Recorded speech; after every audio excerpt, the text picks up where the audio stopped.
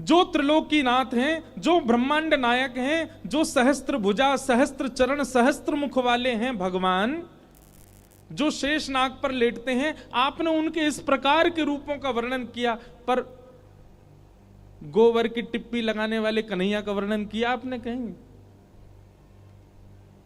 एक बार एक गोपी गई यशोदा मैया के पास, मैया तो जाके बोली, मैया मेरे घर में सत्यनारायण भगवान की पूजा है है।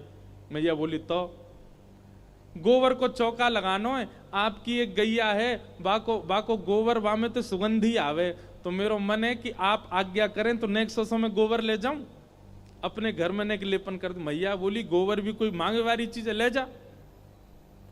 ठाकुर जी चुपचाप सुन रहे थे, तुरंत ठाकुर जी बाहर निकल के, काय को ले जाएगी मैया जी ऐसे? अरे लाला गोबर ही तो मांग रही है, तू काय को चिल्ला रहा है? मैया एक बात बता। बोले, कहा सानी कौन करे गौशाला में? बोले, हम लोग करें। भूसा कौन खरीद के लामे? बोले, हम लोग लामे। गैया कौन की? हमारी। भूसा कौन ने खायो? हमारी गैया ने। गोबर कौन कौन 100? हमारी गैया को तुझे क्यों लेके जाएगी? गोबर भी हमारे पास ही रहेगो। इतनी मेहनत करके हम बाकू भूसो खवामे और गैया पेट में ले जाके पचावे, फिर गोबर बन के निकारे और बाकू जी गोपी ले जाएगी। तो मैया पता है 33 करोड़ देवता रहे गैयान में, लेकिन इन 33 करोड़ देवता और पूरे ब्रह्मांड की इच्छा होती है लक्ष्मी प्राप्ति को। लक्ष्मी पतो कहां रे? गैया गोबर में। हम अपनी घर की लक्ष्मी ना देंगे या कोई आते मना कर दे। नारद जी बोले, आपने वर्णन किया ऐसे कन्हैया का, जो गोबर के पीछे पूरे गोकुल में कलेश कर रहे हैं। गोपी बोली, लाला मेरे घर सत्यनारायण की पूजा है, ले जान दे। बोले, ठीक है ले जा, लेकिन बाकी बदरे कहा दे के जाएगी? बोले, कहा दे जाऊं तू ही बता दे। बोले, जितनो गोबर लेके जाएगी उतनो लोना मक्खन दे के जानो पड़ेगा। गोबर के बदले मक्खन मांग रहे हैं। ठीक है लाला दे दूंगी। अब मैया तो चली गई यशोदा मैया। बोले, लाला तू माने ना, छोटी सी बात पर झरे लड़ा रहा, बता गोबर के पीछे कोई लड़े करे? और ठाकुर जी इतने ध्यान से खड़े हैं कि नेको ज्यादा नहीं ले जाए, गोबर गिनवा रहे हैं वहां पे। अब गोपी उठा के ले जा रही है, ले जा करके अपने यहां धरियावे, फिर लेके आवे परात, फिर गोबर समेटे। ठाकुर जी बोले, नेक रुक जा। बोले, कहा? बोले, हम पे गिनती तो आवे ही ना है, अब तू कितनों गोबर ले जा रही है, मैं कैसे गिनूंगो? गोपी बोली, लाला जी तो काम खराब है गयो, और कहीं में ज्यादा गोबर लेगी कम मक्खन देगी। तो बोले, हाँ यही बात है, अब या को तो कुछ निधान तो बताना पड़ेगा, मैं कैसे गिनूं गोबर, मुंह पे तो आवे ना गिनती। ठाकुर जी बोले, एक काम ऐसा क्या? बोले, कहा? बोले, तू जितना गोबर ले जाए उतनी गोबर की बिंदी बना के, टिप्पी बना के तू मेरे मुंह पे लगा दियो, और मैं अंत में यशोदा मैया तक गिनवा लूंगा, उतना मक्खन दे जाइयो। यशोदा मैया पे गिनती आवे। कैसे भोरे भारे ठाकुर जी हैं, बताओ। ये ब्रह्मांड नायक हैं, इन्होंने पूरा विश्व बना रखा है, और ब्रज में कैसी लीला करें? गोपी के तो मन, अच्छा गोपी का काम तो 1-2 परात से ही हो जाना था, लेकिन ठाकुर जी के संग आनंद आरो लीला करवे में हमारे 10-15 परात ले गई।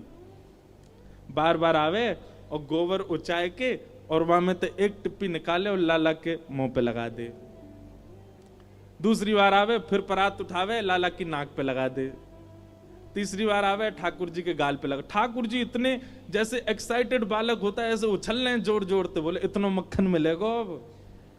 और जबकि वो बात है कि घर में मक्खन के कुआं हैं, लेकिन ना दूसरी को मक्खन खाऊंगा।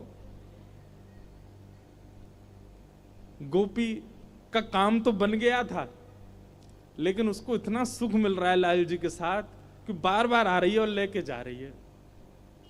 इतने में ठाकुर जी बोले, एरी तू गोबर को चौका लगा रही, घर बना रही है, सब रो गोबर तो ले गई वो चाय के यहां थे ना। लाला जी अंते में, अच्छा टिप्पी तो धर दे। लाला तेरे मुंह में तो जगह ही ना बची, पूरा मुंह गोबर ते सन को ठाकुर जी को, सब जगह गोबर की टिप्पी लगवा लेंगे। ठाकुर जी बोले तो एक काम कर, मेरे गले पे लगा दे यहाँ पे। अब जैसे ही वो गोपी टिप्पी लगाने, गोपी के मन में भाव आयो कछु लीला कर दूं।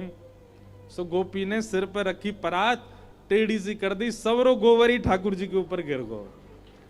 पूरे गोवर्धन बन गए ऊपर से नीचे तक। अब जैसे ही गोवर गिरो महाराज ऊपर, ठाकुर जी रोमे सो रोमे,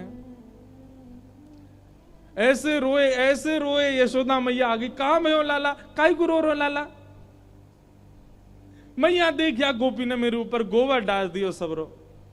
मैया जैसे ही पहुंचने लगी, ठाकुर जी पीछे भागे। मैया ध्यान से, टिप्पी लग रही है मुंह पे, उन्हें मत मिटाई दियो। पहले उन्हें गिन ले कितनी है, उतने मक्खन मंगाने हैं।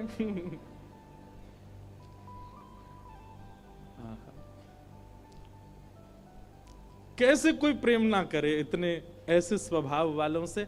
और वही नारद जी महाराज कह के जा रहे हैं, बताओ आपने ऐसी लीलाओं का कहीं वर्णन किया जहां परमात्मा श्री कृष्ण, परब्रह्म श्री कृष्ण, त्रिलोकीनाथ, जगत नियंता श्री कृष्ण ऐसी लीला कर रहे हैं?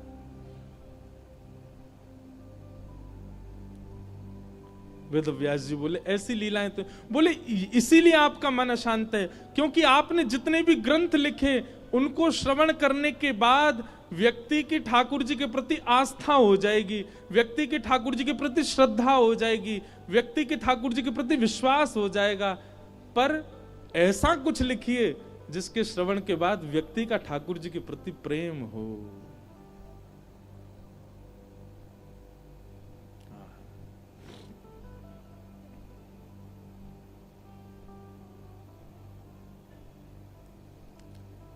कौन पावे आको पार, हमारे ब्रज में गाते हैं,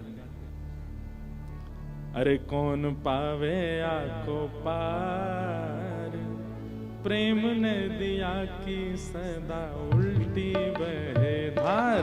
कौन पावे आको पार, प्रेम ने दिया की सदा उल्टी बहे धार।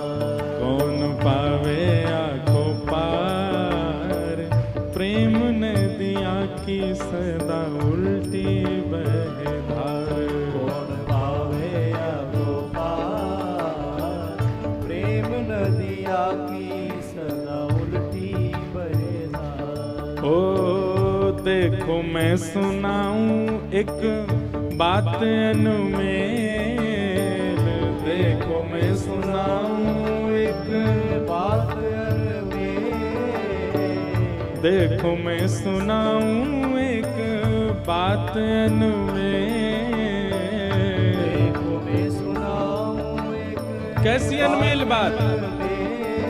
हाँ ब्रह्म निराकार रहो गोकुल में खेल, हाँ ब्रह्म निराकार रहो गोकुल में खेल, अरे हाँ ब्रह्म निराकार रहो गोकुल में खेल, ब्रह्म निराकार कहाँ?